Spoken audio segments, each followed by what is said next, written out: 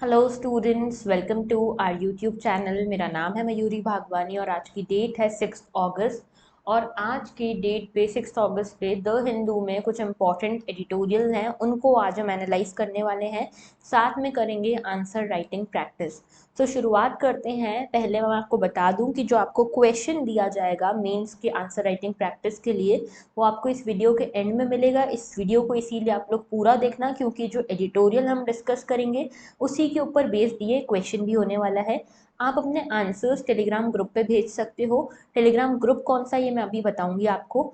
इसके अलावा देखो, फीडबैक सभी पे मैं नहीं दे पाऊंगी, इसीलिए आपका काम ये बनता है कि आप पीयर रिव्यू करो, एक दूसरे के आंसर्स को यहाँ पे प्रॉपरली रिव्यू करो। और जो बेस्ट आंसर्स होंगे उनके बारे में मैं आपको यहाँ पे भी बताऊंगी और हमारे ग्रुप में पिन भी कर दूंगी। आगे बात करते हैं तो देखो, आप हमसे इन सभी मीडियम्स के थ्रू कनेक्ट कर सकते हो। आंसर्स आपको इस वाले टेलीग्राम चैनल पे भेजने हैं, मयूरी भागवानी यूपीएससी पे। और इस चैनल पे आपको जो भी आपके आंसर्स हैं वो आप भेजोगे, और उसके बाद जो दूसरे स्टूडेंट्स आंसर भेजते हैं उसका पीयर रिव्यू भी करना आपके लिए ज़्यादा बेनिफिशियल होगा। आपको दूसरों का भी कंटेंट समझ में आएगा, वे ऑफ राइटिंग समझ में आएगा। इसके अलावा आप इस टेलीग्राम चैनल को ज्वाइन कर सकते हो सभी तरह की पीडीएफ्स, अपलोड्स और अपडेट्स के लिए। आगे बात करते हैं आज के क्वेश्चन की। क्वेश्चन देखो, जो कल पूछा गया था, लास्ट सेशन में पूछा था, critically examine the impact of freebie culture on India, ये क्वेश्चन था। इसमें बेसिकली मैं जो स्ट्रक्चर बेस्ट हो सकता है उसकी बात करती हूँ। तो देखो, स्ट्रक्चरिंग जो थी वो आपको ऐसे करनी थी कि सबसे पहले इंट्रोडक्शन में आपको फ्रीबी कल्चर होता क्या है इसके बारे में बताना था, and why it is in news ये बताना था। अब कुछ स्टूडेंट्स ने लिखा है कि प्राइम मिनिस्टर मोदी के बारे में लिखा है कि उनका ये स्टेटमेंट आया, या दिल्ली गवर्नमेंट के बारे में लिखा है। देखो, we are going to be the permanent executives, और आपको उसके लिए पॉलिटिकली न्यूट्रल होना चाहिए।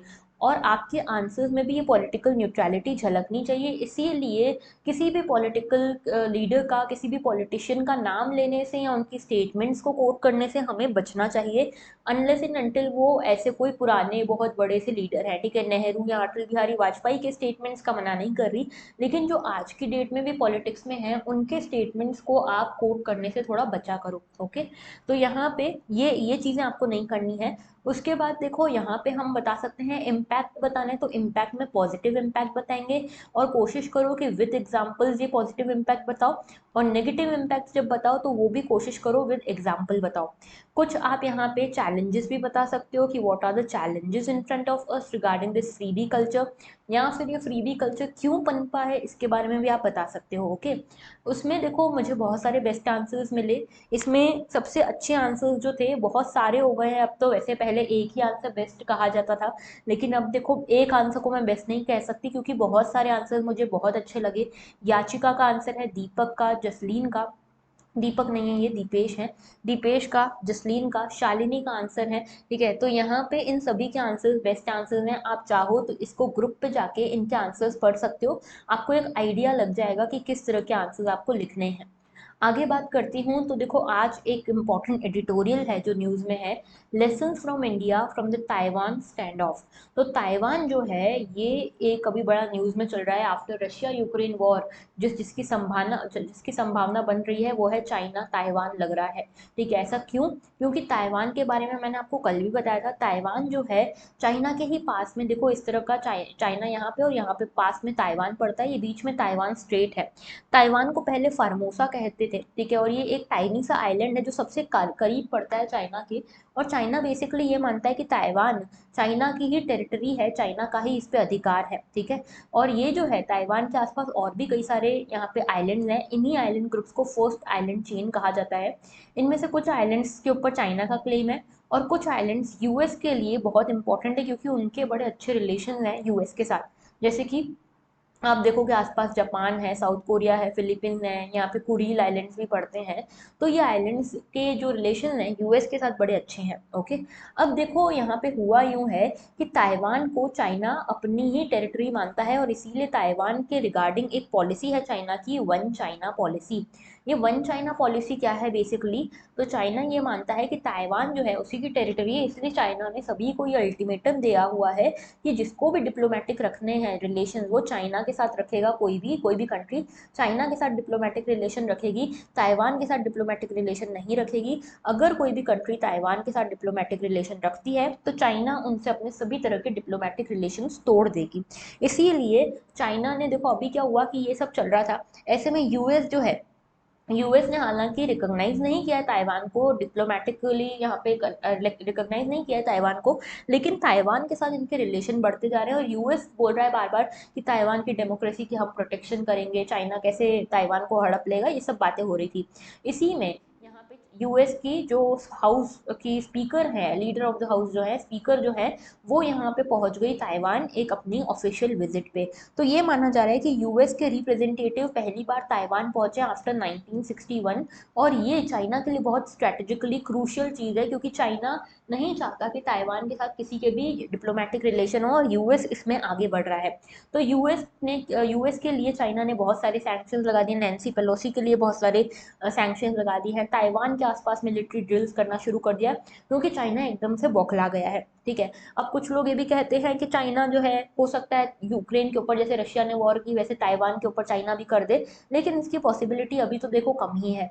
अब देखो इसमें, इस पूरे आर्टिकल में हमको बताया कि हम ताइवान वाला जो इशू हुआ है उससे हमको क्या क्या सीख मिल सकती है, इसकी बात की है। ठीक है, तो देखो यहाँ पे कुछ इंपॉर्टेंट बातें कही हुई है जो इंडिया के बारे में कही गई है। इंडिया के बारे में ये कही गई है कि यहाँ पे ये जो छोटे छोटे आइलैंड ग्रुप्स हैं, ताइवान जैसे है, इससे हमको बहुत कुछ सीखने को मिलता है। ठीक है, इंडिया जो है, अभी जो है इंडिया एक बहुत इंपॉर्टेंट और बहुत बढ़िया तरीके से आर्म्ड नेशन है। ठीक है, चाइना के सामने, अब चाइना के सामने जब ताइवान आके इस तरह से खड़ा हो सकता है अपनी डेमोक्रेसी के लिए, तो इंडिया तो बहुत कैपेबल है ताइवान के कंपैरिजन में। तो इंडिया क्यों नहीं चाइना के सामने खड़ा हो पाता है अपने नेशनल इंटरेस्ट के लिए। तो कुछ लेसन्स की यहाँ पे बात की गई है कि ये लेसन्स हमको लर्न करने की ज़रूरत है। ठीक है, न्यू दिल्ली को यहाँ पे अनएम्बिगियसली ये हाईलाइट करने की ज़रूरत है कि ये चीज थ्रेट है हमको चाइना से, और इनको लेकर सीधे हमें कन्फ्रंट करना चाहिए चाइना से। ठीक है, यहाँ पे सबसे पहली चीज़ तो ये कि न्यू दिल्ली जो है उनको क्लियरली चाइना के एग्रेशन को यहाँ पे फेस करना चाहिए, और डोमेस्टिक पॉलिटिकल कैलकुलेशन से हमें इस मैटर को दूर रखना चाहिए। देखो अभी तक क्या है ना, कि अभी तक क्या हो रहा था कि हमने वन चाइना पॉलिसी अडॉप्ट की, हमने वन चाइना पॉलिसी को रिकॉग्नाइज किया। क्यों रिकॉग्नाइज किया, हमने ये सोच के रिकॉग्नाइज किया इंडिया ने चाइना की वन चाइना पॉलिसी को, कि हम अगर चाइना को ताइवान को चाइना का हिस्सा मानते हैं, तो हम एक्सपेक्ट करते हैं चाइना से कि चाइना भी इंडिया को, पूरे इंडिया को एक इंटीग्रेटेड होल माने, इंडिया के लिए भी वन इंडिया पॉलिसी को चाइना रिकॉग्नाइज करे, तो बार बार जम्मू कश्मीर का पीओके का मुद्दा इंटरनेशनल लेवल पर ना उठाए। लेकिन हमने देखा कि China one belt one road लेकर आया, इसमें ही सी पैक लेकर आया, चाइना पाकिस्तान इकोनॉमिक कॉरिडोर, और ये चाइना पाकिस्तान इकोनॉमिक कॉरिडोर गुजर रहा है पीओके से ही। तो क्या चाइना हमारे वन इंडिया पॉलिसी को मान रहा है, नहीं मान रहे, तो फिर हम क्यों बाध्य हैं, हम क्यों वन चाइना पॉलिसी को माने, ये इशू इसमें हाईलाइट किया गया है। ठीक है, दूसरी चीज ये कि इंडिया की लीडरशिप जो है अभी तक क्लियरली बता ही नहीं रही है कि चाइना और इंडिया का क्या इशू हुआ, गालवान में क्या फाइनल सॉल्यूशन हुआ, गालवान में हमारी टेरिटरी कहाँ तक है, कहाँ तक चाइना आ चुका है, ये सारी चीजें अभी तक इंडिया ने नहीं बताई। तो इंडिया को ये सब कुछ क्लियरली बताना चाहिए। ताइवान जिस तरह से कन्फ्रंट कर रहा है चाइना को, वैसे ही इंडिया को भी करना चाहिए। ओके, दूसरी चीज, हमारी जो मैसेजिंग है वो भी बड़ी एम्बिगियस सी है। ठीक है, इंडिया जो है कहीं ना कहीं डरता है चाइना से, क्लियरली आर्टिकुलेट नहीं करता कि चाइना हमारी टेरिटरी में घुस रहा है। ठीक है, इंटरनेशनल कम्युनिटी में नहीं जाता ज़्यादा। ठीक है, तो यहाँ पे हमारी इंडिया को ताइवान से सीखना चाहिए कि ये हाइड एंड सीक पॉलिसी हमको ख़त्म करनी चाहिए, और चाइना को क्लियरली मैसेज देना पड़ेगा कि देखो तुम हमारी टेरिटरी में नहीं आ सकते हो। हालांकि गालवान में हमने अच्छा जवाब दिया, डोकलाम में हमने अच्छा जवाब दिया, लेकिन आगे के लिए भी हमको ये चीज़ें ध्यान रखनी है। दूसरा, अपीजमेंट जो है, अपीजमेंट की जो स्ट्रैटेजी है वो ठीक नहीं है। हम बार बार अपीजमेंट की तरफ चले जाते हैं कि चाइना को हम अपीज कर दें किसी ना किसी तरह से, क्योंकि चाइना से हमारा पास बहुत सारा माल आता है ट्रेडिंग वगैरह में। तो यहाँ पे instead of this India should go ahead with the visit. यहाँ पे इंडिया को भी अपने हाई प्रोफाइल मीटिंग्स करनी चाहिए, ताइवान के साथ हाई प्रोफाइल मीटिंग करनी चाहिए, चाइना के साथ, कि क्लियर हो कि इंडिया के एम्स क्या हैं और इंडिया आगे क्या चाहता है। चाइना के अपीजमेंट से हमारा कुछ मदद नहीं होने वाली है। तो ताइवान जो है ताइवान के साथ हम भी इंगेज करें। ठीक है, हम क्या करते हैं, अभी आपको मैंने बताया था कि अभी क्वाड वगैरह हो रही थी, क्वाड वगैरह वाली समिट हो रही थी। ठीक है, तो इसी बीच में बहुत सारी चीज़ें हो रही थी, उसी बीच में ताइवान के बारे में भी हमने देखा कि ताइवान के साथ हमने अपने एक यहाँ पे क्वाड के साथ, जैसे क्वाड हो रही थी उसी टाइम पे एक और INSTC हुई थी। ठीक है, यानी कि international north south trade corridor, transport corridor बन रहा था रशिया और चाइना के साथ, रशिया और ईरान के साथ हम बना रहे थे, और दूसरी साइड क्वाड था। तो हमने जानबूझ के इसको लो प्रोफाइल रखा कि क्वाड वाली कंट्रीज को बुरा ना लग जाए। ठीक है, तो ये अपीजमेंट की पॉलिटिक्स हमको छोड़नी पड़ेगी इंटरनेशनल लेवल पे। वैसे ही ताइवान के साथ अगर हम इंगेज करते हैं तो इसको बड़ा लो प्रोफाइल रखते हैं कि कहीं चाइना को बहुत ज़्यादा पता ना लग जाए, हाईलाइट ना हो जाए, तो उसके अपीजमेंट का हम ध्यान रखते हैं। ये अपीजमेंट की हमको ज़रूरत नहीं है, हम सॉवरेन इंडिपेंडेंट नेशन हैं।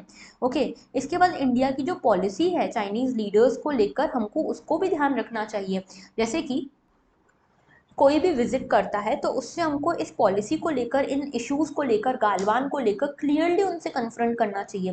दूसरा, हम ताइवान के साथ हमने 2014 के बाद, 2017 के बाद कुछ इंपॉर्टेंट एग्रीमेंट्स करे ही नहीं, तो हम क्यों डर रहे हैं, हम क्यों बॉदर कर रहे हैं कि चाइनीज पॉलिटिकल लोग क्या सोचेंगे, पॉलिटिकल लीडर्स क्या सोचेंगे।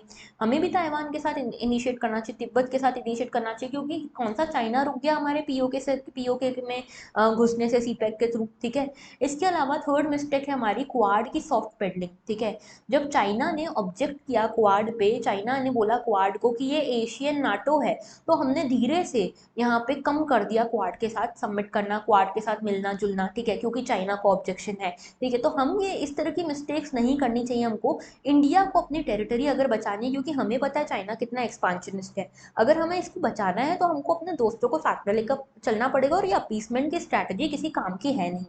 दूसरा, फ्लॉड आर्ग्यूमेंट। अब देखो, हमारे बीच में अच्छे ट्रेडिंग रिलेशन है, अच्छे इकोनॉमिक रिलेशन है, तो हम डरते हैं कि भैया चाइना के साथ रिलेशन एकदम खराब नहीं करने, टेंशन नहीं पैदा करनी है, को एग्जिस्ट करेंगे अच्छे से। लेकिन यहाँ पे देखो, ताइवान का आप मैं बात करूँ, ताइवान का सबसे बड़ा एक्सपोर्टिंग पार्टनर चाइना ही है। ठीक है, लेकिन ताइवान फिर भी नहीं डरता। ठीक है, तो यहाँ पे economic relations two way process है, ऐसा नहीं कि सिर्फ हमारा नुकसान होगा, सामने वाली पार्टी का भी नुकसान होना है, चाइना का भी नुकसान होना है। अब ताइवान को देख लो, ताइवान कितनी बार यहाँ पे छेड़ता है चाइना को। ठीक है, ताइवान बोलता है हम तो इंडिपेंडेंट है, हम तो डेमोक्रेटिक हैं, ये सब बातें करता है। चाइना बार बार बोलता है तुम्हारे ऊपर मिसाइल गिरा देंगे, ये कर देंगे, उसने बोला कर दो भैया। इसके कारण ट्रेड थोड़ी रुकता है, तो इंडिया चाइना स्टैंड ऑफ भी होगा, तो उसके कारण टेंशन पॉलिटिकल होंगे, लेकिन इकोनॉमिक चीजें अलग है। तो इन सभी को समझते हुए, जो मेनलैंड चाइना है, हमको ये समझना चाहिए कि सबसे बड़ा ट्रेडिंग पार्टनर है ताइवान का। ठीक है, लगभग यहाँ पे $80 बिलियन का चाइना की साइड पे ट्रेड डेफिसिट है। ठीक है, तो यहाँ पे इतना बड़ा जो ट्रेड डेफिसिट अभी तो और बढ़ गया है, तो ये ट्रेड डेफिसिट चाइना की साइड पे, तो चाइना भी तो डरता है। तो वैसे ही ताइवान जो है, ताइवान के जैसे हमको काम करना चाहिए। ताइवान जिस तरह अपनी डेमोक्रेसी, अपने नेशनल इंटरेस्ट के लिए खड़ा है, वैसे हमें भी खड़ा रहना चाहिए। अब ताइवान को पता है सेमीकंडक्टर कहाँ से आएंगे, हमारी साइड से आएंगे। वैसे इंडिया की भी अपनी पॉजिटिव चीज़ें हैं, इंडिया को भी पता है कि हमारे भी क्लोज इकोनॉमिक रिलेशन है चाइना के साथ ही नहीं, बहुत सारी कंट्रीज के साथ। ठीक है, तो यहाँ पे इंडिया को भी पीछे नहीं हटना चाहिए, इंडिया को आगे बढ़ना चाहिए, चाइना से कन्फ्रंट करना चाहिए, चाहे वो बिजनेस हो चाहे कुछ भी हो, और साथ में ताइवान के साथ भी हमको आगे बढ़ना चाहिए। यहाँ पे स्ट्रेटेजिक डेप्थ हमको भी बढ़ानी चाहिए, क्योंकि अल्टीमेटली हमारी भी एक्ट ईस्ट पॉलिसी है, और एक्ट ईस्ट पॉलिसी में ताइवान भी आता है। तो ताइवान के साथ अच्छे रिलेशन निभाएंगे तभी तो बाकी आइलैंड कंट्रीज के साथ भी निभा पाएंगे। तो यही पूरा आर्टिकल था। आप लोगों के लिए आज का क्वेश्चन है, discuss the significance of Taiwan in south east Asia region and its impact on Indo China relation in 150 words. तो ये पूरा आपके सभी के लिए ये क्वेश्चन है, इसको अटेम्प्ट जरूर करना और टेलीग्राम पे सेंड करना। बाकी आज के लिए इतना ही था, दैट वाज ऑल। अगर आपको लेक्चर अच्छा लगा तो लाइक जरूर करना, शेयर जरूर करना, कमेंट जरूर करना और सब्सक्राइब जरूर करना। That was all, thank you for watching and have a very good day.